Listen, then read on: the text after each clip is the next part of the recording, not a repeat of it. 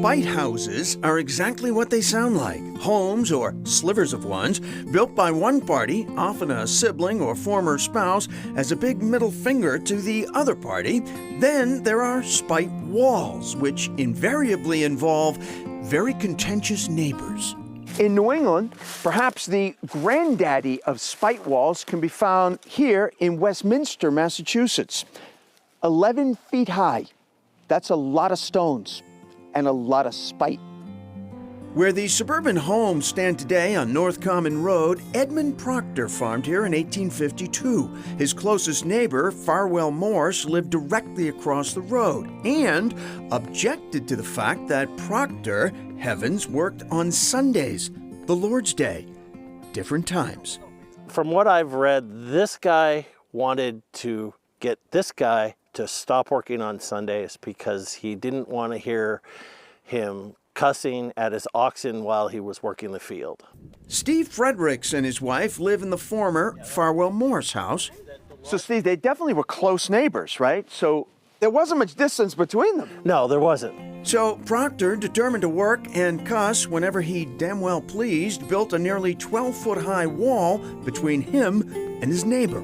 This is not your average stone wall in front of a house when you come by this thing. We get people that stop and we'll look at it, and I have seen people come out and take pictures. Proctor, who died in 1890, continued to add to the wall his entire life.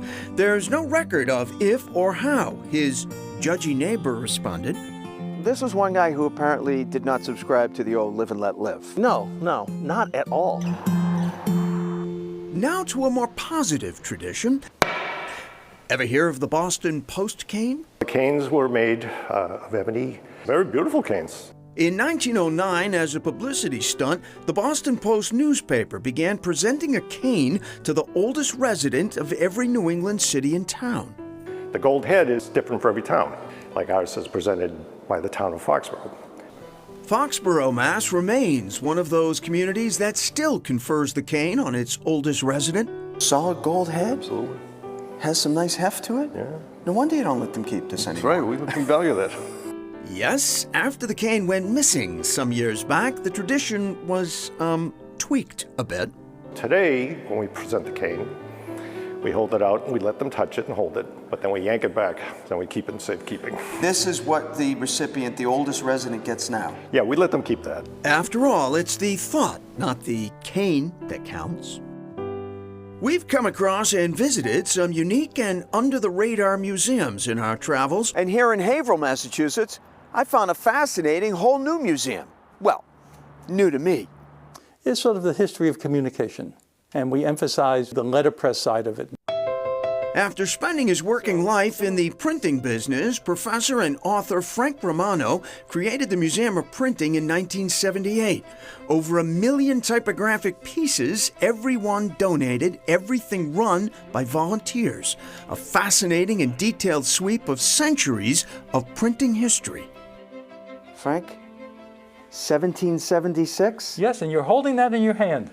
George III King. That's right. Printed in England. This lasts because this is linen. That is in correct. The paper. When people come in here, what kind of reactions do they have? Two reactions. One is nostalgia, and the other is amazement. Because they've either worked with some of this technology, or they're just surprised that it even exists. Nostalgia, for sure. While many kids may no longer recognize these things, I was like a kid in a candy store. Still have a big soft spot for a classic typewriter. And while the exhibit does trace the path of printing from older to modern, it highlights the 1800s and the dramatic growth of printing. I even got a chance to help print something on the museum's oldest press, the 207-year-old Columbian. Give it a gentle pull till you can't pull it any farther. Keep going.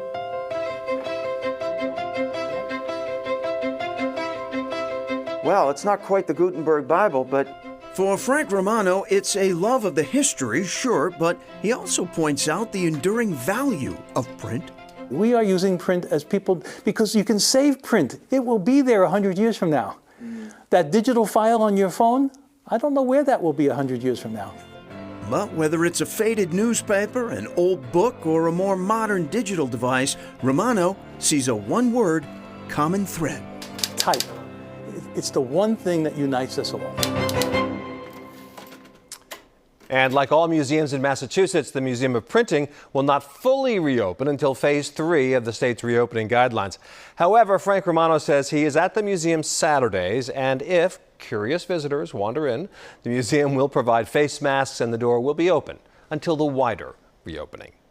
Up next, when it comes to politics, this collection is middle of the road.